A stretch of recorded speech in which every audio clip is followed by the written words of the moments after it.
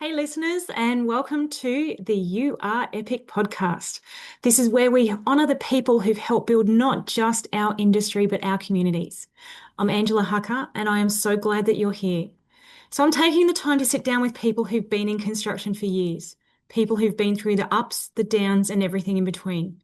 You're going to hear real stories of resilience, growth, and moments that shaped who they are.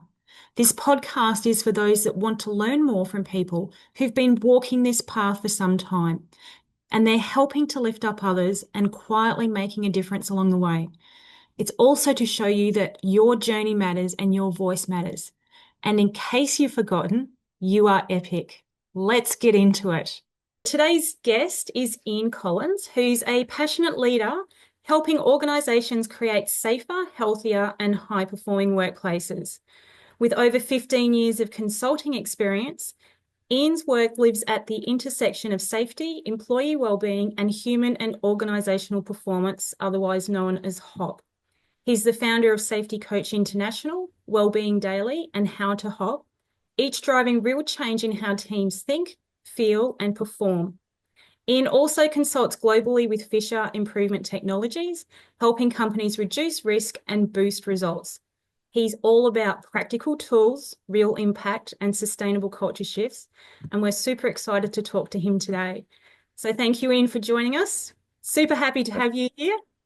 Yeah, thank you, Angela. Thanks for the opportunity. Looking forward You're to it. you're most welcome. So what we might do is just start with, we touched on, 15 years of doing consulting, but I know you've got an interesting background before you got into the consulting. So we might just touch on, like what that background is and what led you into the consulting as well. Sure. So born and bred out in Perth and out of university, got into training and development. I've always had a passion for making a difference with people and did that for a number of years. And from there went into mining because WA was starting to really boom in the mining industry. And it was a completely foreign world to me. I'd never really done anything with my hands and went out on a diamond drilling rig as a drilling offsider. And it took me probably a week to figure out that we weren't, in fact, drilling for diamonds, but it was a reference to the drill bit that we were using. That's how sort of green and naive I was. Yeah. And did that for a couple of years and started to actually really enjoy it. And particularly at the time, enjoyed the money. Became close, had some very close incidents, almost fatal incidents. And one in particular sort of sat with me for a long time where a driller almost dropped a piece of a drill pipe on my head, and I ended up getting fired for it because I wasn't willing to sign the incident report that he'd written up, and that was an eye opener for me. So really got a first-hand insight into some of the unique cultures that do exist in mining and other industries. And having done that for a couple of years, got into oil and gas mainly because it offered equal time, and whatever I worked on a rig, I had off, and started it at the bottom as a roustabout and worked my way up onto the drill floor, and was really enjoying being part of the drilling crew.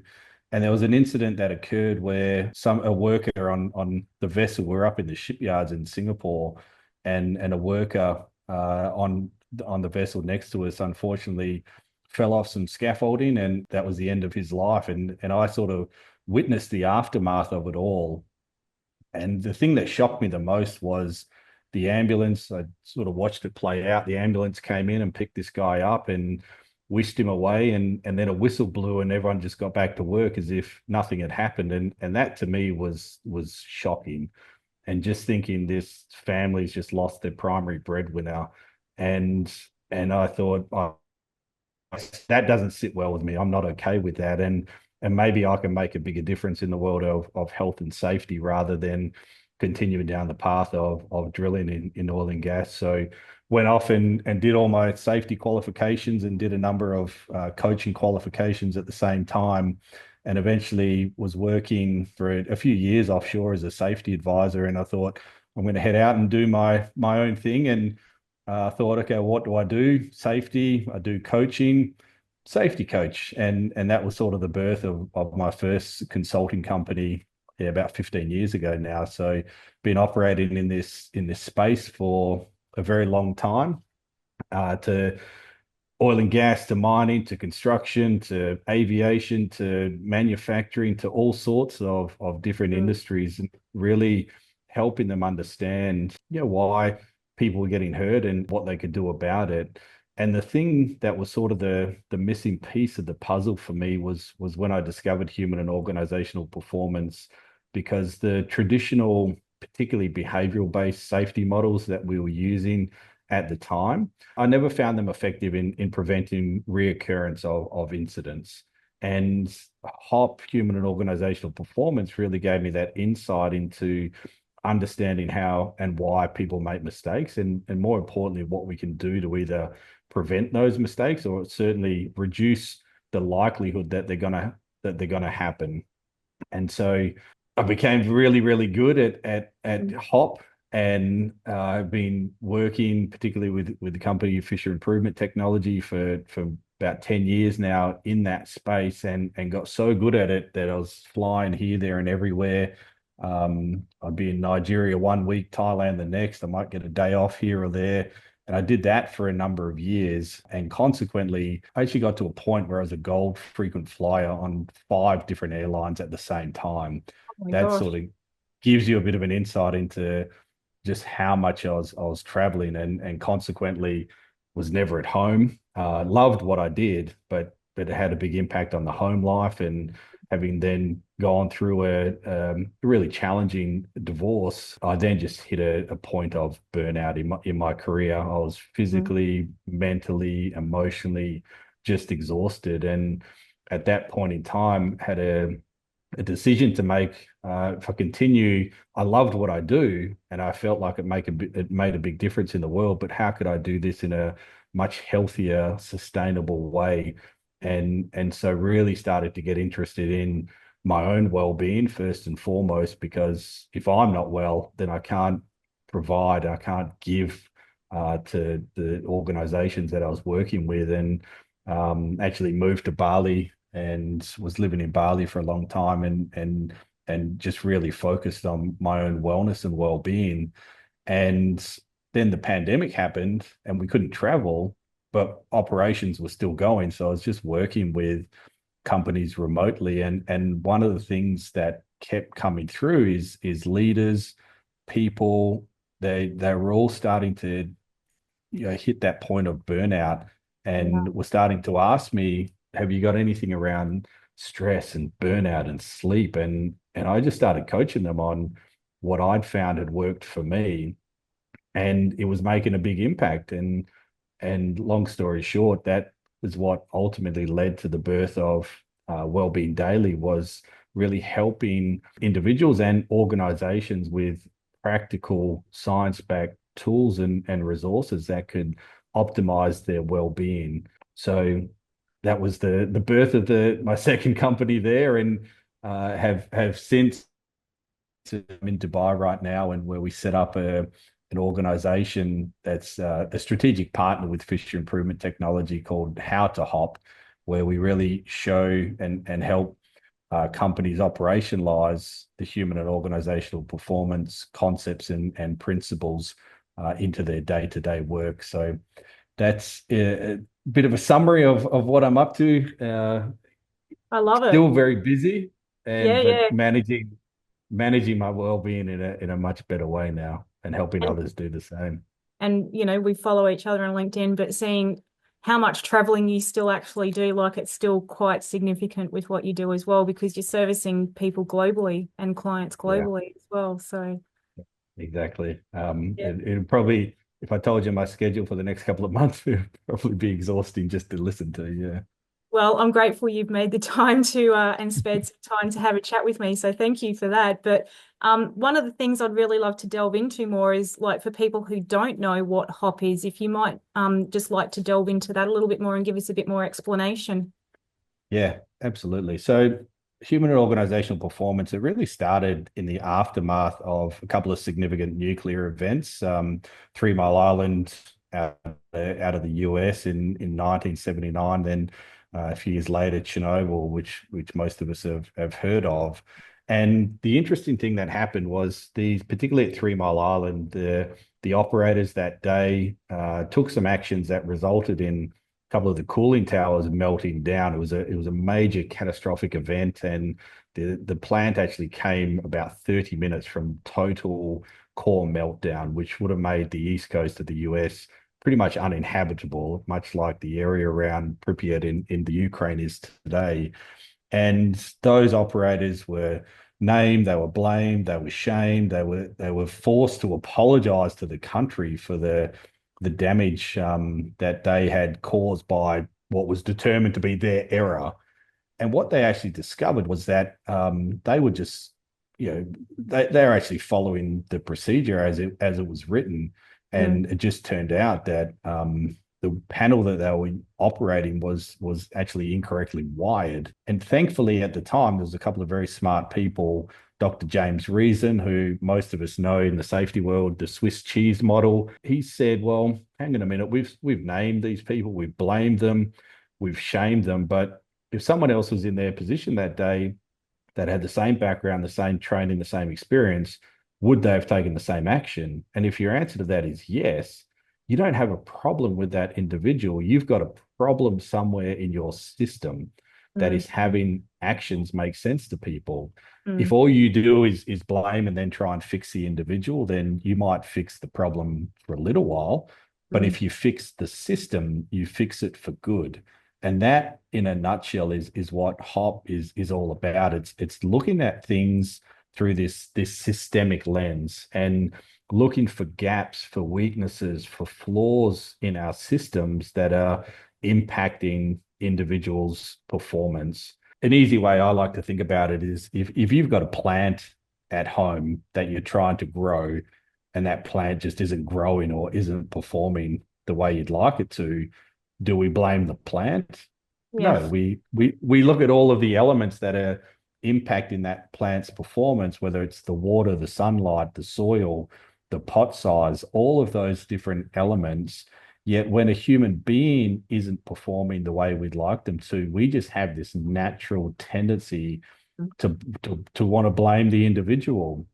And Mm. HOP is all about looking at what are the elements that are impacting that person's performance, because that's where most of our challenges are going to exist. Mm. Yep. Yep. Absolutely. And it's a key part of it to actually well, for me, it's like getting to the root cause, isn't it? So, Exactly. Yeah, and yeah. most organizations, when they have an incident, they will focus their corrective actions on the individual, and it Yeah. might and guess what? Then we have a reoccurrence of the event. So HOP is sort of steeped in some core principles. Error is normal, first and foremost. We just need to accept that you and I and every human being is vulnerable and susceptible to Mm. human error. And by blaming them, it actually fixes nothing. No. And one of the things we say is that we can either blame and punish someone, or we can learn and improve, but we can't actually do both. And it comes with that understanding that it's our systems that are driving behavior. And that's where I found a lot of the behavioral based models that I had been using were falling short, because we focused on the behavior rather than seeing behavior as a symptom Mm. of the system. Mm. One of the other principles is response matters, and particularly leader response to both success and failure. You can tell everything about the culture of an organization by how they respond, particularly to failure. And then the last principle is learning is essential. We HOP is all about learning and improving, and really starting to see error as opportunities to learn some fault or flaw in the individual. So that's why I love this. HOP isn't a program or a Mm. process. It's a lens through which we can start to see things differently, and it gives a different perspective through which to look at our everyday work. It is that thing about not passing the blame, but taking accountability and responsibility to go, hey, what didn't work here? What do we need to improve? And it's that, I call it that constant and never ending improvement about what Yeah. do we need to do better. And is it that the person, might be having some issues at home and their mind's not on the job? Well, do we need to check in with our people more? Or is it that they don't have the right tools to do what they need to do? Or all the different various things or is the process not right? So it's all, for me, it's all those various sorts of things that could play into it, essentially.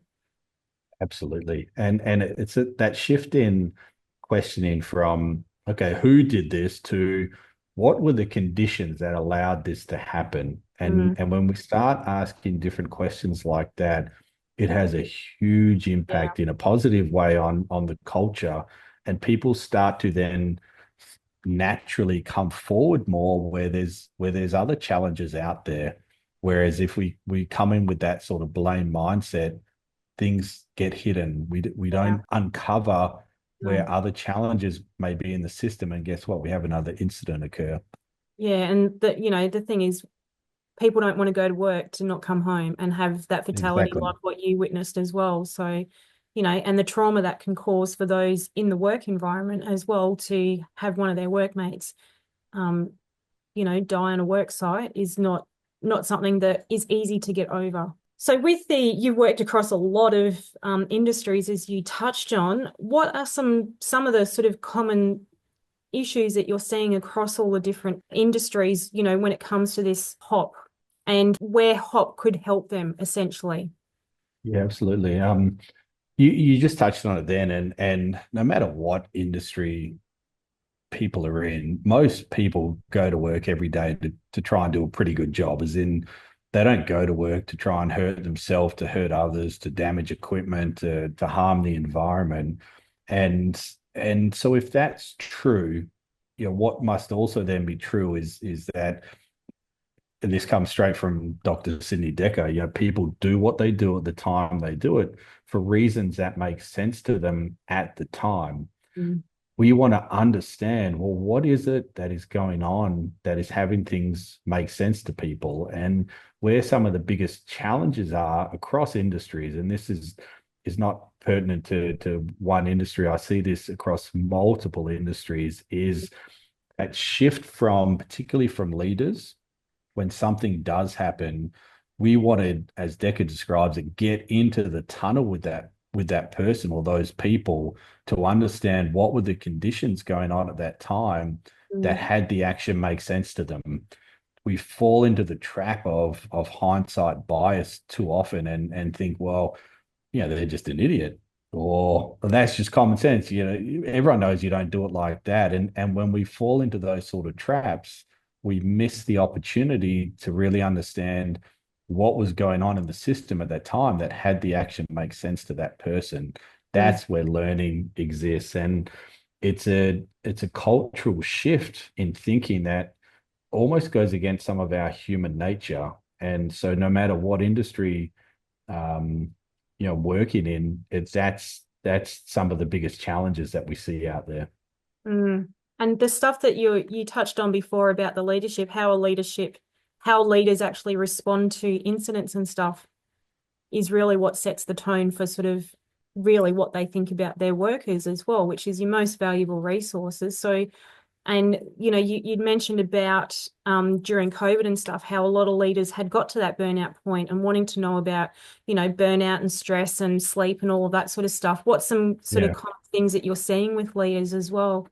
In terms of the well-being space, there seems to be a bit of a shift occurring now where well-being isn't, we're sort of at the start of it. Yeah. Rather than it being an add-on or just something nice to sprinkle on top, the most forward-thinking companies are really starting to see well-being as a strategic advantage. And you can't optimize human performance if we don't optimize human well-being. And Mm, to be able to give people tools to really help manage their stress, help them regulate their emotions. As much as we're seeing more and more digital solutions and AI solutions, we can't take away, the human from the equation. And so a person's ability to really manage their emotions, regulate their emotions, and optimize well-being is going to be such an advantage for companies going forward. absolutely. Absolutely. And the thing is, if you've got a workforce where their well-being is a priority, that is going to lead into better productivity. Better productivity leads to more profits.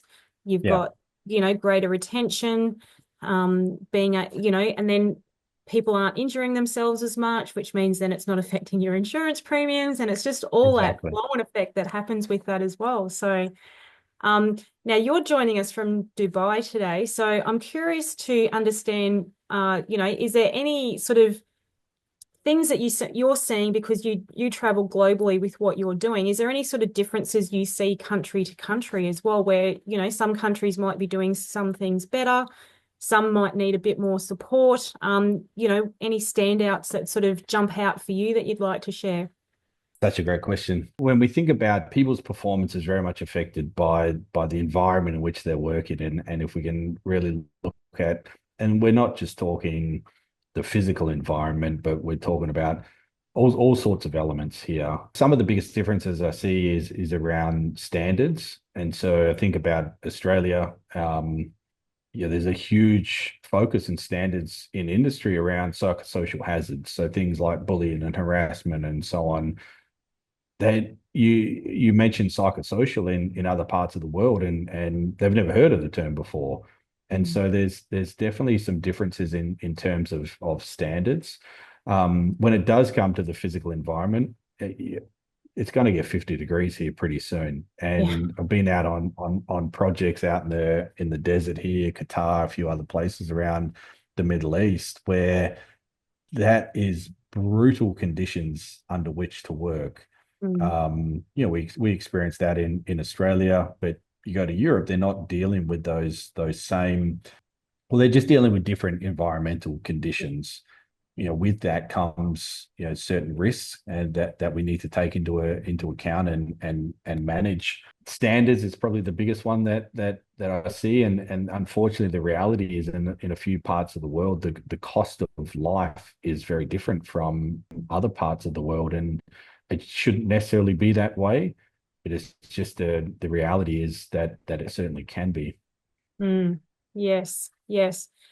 And with the obviously well-being is a big thing that has come to you and what you're helping to teach as well. So what's sort of some tips that you could recommend to anyone listening this as far as with well-being and what they could implement to help support themselves? We developed a framework that really looks at seven core pillars of well-being, and it starts with sleep, because if we're not sleeping well, then that impacts every single area. And in certain, construction, for example, there's long hours, there's fatigue, you might be in the heat. Sleep becomes such an imperative that, and just even though we know we need to sleep well, people have different sleep patterns. Some people have got young kids at home, being away for long periods of time. I've spent, weeks and weeks and weeks out on drilling rigs and ships, and they're just different environments. So how we can help optimize people's sleep patterns. This became really interesting to me because I was changing time zones almost on a weekly basis, and it was then impacting my performance at work. So I started to get really interested in what are the things that I can do personally that can help optimize my sleep. And at least it doesn't, the quantity is important, but the quality is the most important. Yeah. So we do a lot of work now with industries like maritime, where they have very irregular sleep schedules, and they'll go to bed for 4 hours, and then they're on bridge watch for 4 hours, and then they might have 8 hours off. And it's just Yeah. very, very unique. So how can we help them optimize their sleep? And that's just the first core pillar. Then we really look at physical well-being, mental well-being, our work well-being, self-care, our social well-being, and life joy. And those are sort of our core pillars. And where we do the most work is really helping people understand where they're at in terms of each of those core pillars, because they're unique, and where you may need support might be very different from me. So we Yeah. developed a very cool self-assessment that really gives insight into that. But the most important part of it is, how do you build healthier habits in each of those areas? And that's where we do a large part of our work, is really helping people incorporate healthier habits into their existing life. What we saw was that a lot of companies were they had well-being initiatives. They might have pizza Fridays or something like that, that were just, yeah, they're great, but do they make any long-lasting significant difference? Not really. Mm. And the thing that's going to make the biggest difference is educating people in terms of some of the science behind well-being, but then helping them to really build the habits they need Yeah. into their existing life. Yeah. Yeah. So what's some good steps for people to be able to build those habits? Because habits is like a muscle, like it's something that you've got to do repetitively. It's not that you do it once. Like it's not like you go to the gym, you work out, and suddenly you've got a Yeah. six pack and you a ripped shirt and everything. Like it's something that takes time. So what's sort of some steps that people could do to build those healthier habits? Yeah, repetition is a part of it. What's really interesting is that the thing that makes a habit stick, and I'm sure we've all tried, we've got New Year's Day, okay, I'm going to go to the gym, and then, yeah, after a few weeks, or even it doesn't happen, right? Yeah. Um, and so what's the thing that actually makes habits stick is actually emotion. And if we can tie a strong emotion to a successful completion of a habit, that's what's going to create the consistency and the sustainability. So if you look at any of the science behind it, tiny habits, atomic habits, the Yes. key is actually starting small. Yes. And if I think, okay, I want to run more this year, that's what I want to do. Okay, what is the smallest action that I could take towards that habit that I want to develop? And Mm. it might just be putting my shoes out, or just going for a 5 minute walk, or what's the smallest thing that I could do? When we complete that action, we then celebrate it. And Yeah. celebration might be going woohoo, or just whatever celebration is for us, that it evokes a strong positive emotion. And the more we do that, then the next time we think, okay, I've run for 5 minutes, let's do 10 minutes. And we celebrate that. And all of a sudden, we're out running for an hour, 2 hours. And Yeah. then it actually shifts in our identity. We become a runner. Yeah. But the key is to start small and to celebrate whenever we perform that action. And that celebration is key because that's the part that a lot of people miss. Because Yeah. when you can celebrate the small things, you actually get that dopamine release, and then the brain kind of goes, hang on, what just happened? And it's like, I want more of that. So then it actually builds that momentum to be able to go, okay, well, I've done 5 minutes. Now I can do 10 minutes, celebrate. Brain's going, yay, what have I done? Let's keep doing it. Yeah, So from exactly. a scientific perspective, it's actually the hormones, reacting and the body going, oh, this is awesome. Let's keep doing it. Yeah, so I'd love to know what your well-being habits are because here's someone with, all these traveling and, your busy schedule and you're across time zones and different countries and all over the world. So what's your well-being habits that you implement to help support you? Yeah, there's two non-negotiables I have every day, and then everything else is a bit of a supplement or add-on to that. But the two non-negotiables for me are daily movement, Mm, and that could be a walk, it could be going to the gym, as long as, or just could be stretching, as long as I'm getting at least 20 minutes of movement. mm, That's a non-negotiable for me. The other mm. one is meditation. I started practicing meditation number of years ago now, and this was one of those habits that I knew I should be doing. I Yeah. knew there was benefit to it, and I just could not Yep. stick it as a habit. And I'd go for a couple of days, and then I'd fall off the wagon again. And so going using that habit sort of behavioral design formula, was able to implement that as a habit. And now it's just, I just do it. And I've actually got this sort of meditation headband that I wear, and it tracks all my brain waves and everything. And Oh, wow. that's just what I do, because I know I need to move my body, and I know the benefit of meditation in terms of managing emotions is a huge one. Mm. So they're my non-negotiables. Everything else is I love biohacking. Yeah. I've got all sorts of different weird and wonderful gadgets. In terms of sleep, I sleep on a grounding sheet. Mm. I've got grounding shoes. I've actually got these glasses that I wear called retimer that helps with my jet lag, and they actually use light therapy to sort of Oh, trick yes. your body into resetting your circadian rhythm so it minimizes the impact of jet lag. And again, I'll wear them on a plane and definitely get some weird looks from wearing those ones. But at the Yeah. end of the day, it helps me in my well-being. So And I can put it's up with all that. about your well-being at the end of the day because you need to be able to perform at your best. So whatever Exactly. supports you. So And the thing, certainly in our programs, we don't have a well-being isn't a one size fits all, and no. what works for you, it may not necessarily work for me, and vice versa. So we we help people understand, the science behind these sort of things. But I'm not going to say you must meditate. If No.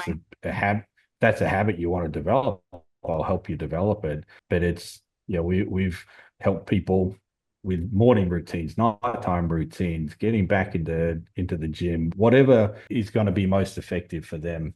Yeah. Yeah. Now with the meditation, because I'm very much like you, like it's good for you, it's great. Man, trying to get started, like it's just I know I've got to do it. I know it's good. I know it's going to help me. But to sit there and stop that monkey chatter going on, what's some quick tips to be able to perhaps do that for anyone who's struggling to know how to meditate effectively? Yeah. Again, we want to start small. So what's Yeah. the smallest thing that you could do? And it might be, for me, it was I bought a meditation cushion. Yeah. I struggle to sit cross-legged. So I thought, okay, well, and that was a barrier. So okay, let's start small. Let's just put out the meditation cushion, and did that and celebrated that. And then the next day I was like, all right, let's sit down for a minute and take 3 breaths. And it's just that slow build, and again, the celebration is the key. Repetition is a part of it, but we want to really celebrate as small as it might be. That's what's going to create the sustainability to it. The thing that also helped for me is actually tracking it.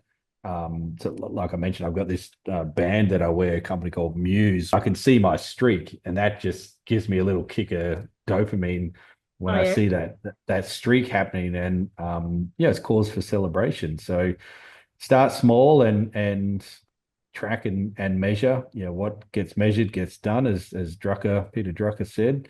Yeah. So those would be my keys. Yeah, no, I love it. I love it. So have you got any closing sort of tips? We might do one for a company. Any closing tips for a company about what they could do to help implement, whether it's better well-being, the hop, whatever they could do, like, maybe three quick things that companies could implement to help start shifting the dial with how their workforce is and help support their workforce. Yeah. We'll start with leadership, because if and I've seen this happen before, we could come in and educate everyone, the whole workforce in human and organizational performance. If the next time something happens, it becomes a witch hunt, it was Yeah. a waste of time, because Yeah. it's driven, it's got to be leader driven. So for leaders leaders who listen, who ask open questions, who sort of shift that questioning from who did this to how did we allow this to happen, Yeah. they're going to outperform leaders who are very fixed in their mindset and looking for that sort of name, blame, and shame Mm. punishment approach. So it's got to start with leadership. Getting curious is a huge part for leaders. Actually going out there, and we talk about the blue line versus the black line, Yeah. the way we imagine work is done versus actually how it's done out there. Get Mm. out there. The people who know how the work's actually done and know where the challenges are out there doing the work. And too often we get stuck behind a desk, and So for leaders to actually get out there, get curious and involved, that's where you're going to get the insight into where your biggest challenges are in the organization, therefore what you can actually do about it. HOP is that shift from people being problems to people being problem solvers. Yeah, I love it. Yeah. I love it. And what about for individuals? What's if there was three key takeaways that you could pass on to an individual to help with their well-being, what would that be? Again, curiosity. I'll start with curiosity because I Yeah, think being curious is such a key in life, not just in work, but just in life. Asking better questions, you're going to get better answers, and so approach the situation, whether you're working with colleagues with a sense of curiosity. When it comes to well-being, understanding where oftentimes we'll focus on certain areas, and I know throughout my own career, I'll have great success in work, but my physical health is deteriorating, or yeah, vice versa. And so it's how do we find that balance, and really looking at those different areas of well-being. It's not just about physical health. It's not just about mental health. It needs to be holistic. So are we tending to our social environments? Some of the people who live longest tend to have the best communities, and yeah, are we being intentional about really developing those? How is joy in my life? Am I yeah, having fun? And what's my level of joy right now?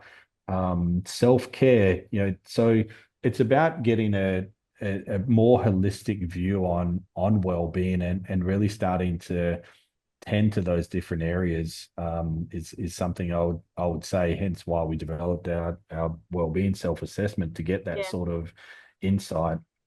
And then the other thing is start to look at it's your daily habits and practices that are going to impact your well-being the most. So yeah, I'll give you an interesting example from maritime, and the seafarers spend months at sea, some of them, yeah, and that time away, that isolation, and one of the things that the organizations did was invest in better infrastructure to remain connected, so they could be out in the middle of the ocean, but they can still call home, and yeah, that was great for the social connection. But the impact that had was that, one, they were now being involved more in, they knew what was going on at home, which could yeah, actually then create some more stress. And they yeah, were laying in bed at night on their phone, which was then impacting their sleep. And it had these knock-on effects. So one of the things that we've helped them with is really looking at that nighttime routine and the impact of things like blue light can have on our sleep patterns, and educating people around that. So point being here is look at some of those habits, those practices that you've got, the mm, routines, and maybe make some shifts there if they're having more negative effects. It's all yeah. about creating good habits, but it's about getting rid of some of the bad habits as well. Absolutely. Absolutely. I agree. And yeah, it's true, like you said, with that blue light, like you don't realize the impact it's having because it's actually a stimulation for your brain before you're going to bed. So it's Exactly. not helping with your sleep, that's for sure. So yeah, Yeah. awesome, awesome. So in closing, I'm just curious, is there does Ian have a favorite statement, comment, pearls of wisdom that you'd like to share where you've gone, this is something that you always say to people and, that you'd like to help pass on as a closing message for this? A great question. I think I'll come back to hop because again, this has been the biggest game changer for me, and has impacted how I look at life, not just from a work perspective. And it comes from W. Edwards Deming, who's sort of the father of quality management, where he says a bad system will beat a good person every time. Mm. And when we have gaps or weaknesses in our system, even the best people, they can't outperform that system. So, really start to look at your systems, start to look at the way people, programs, processes, the work environment, our organization, and our equipment are really impacting our human performance. And that's where you're going to get your biggest bang for your buck. So a bad system will beat a good person every time. Yeah, love it. Love it. Well, what we might do if it's okay with you is we might get your socials as well, and we'll help connect some people with you as well, and keep you traveling around the world because you're an expert at it. So, but certainly, with any of those tools that you mentioned as well, if people can access that, so we will share that in the links. But it's been awesome having you. I really am grateful for the wisdom and knowledge that you've got, and particularly in the well-being space and the HOP space, because it's so valuable and it's something that I can see is hugely beneficial for companies and the individuals as well with that well-being to be able to help set them up for success. So thank you so much for joining us. Really grateful to have you with us. Wonderful. I really appreciate it, Angela. It's been great. Thank you. Thank you. Thank you so much for taking the time to listen to this episode today. I hope this conversation gave you something that you can take with you, whether it be a little bit of insight, inspiration, or maybe just a reminder that you're not alone. If it resonated with you, please share, because we're better when we help build each other up. And remember that your experience, your story, and your journey, it all matters more than you know. Until next time, stay kind, stay connected, and never forget, you are epic.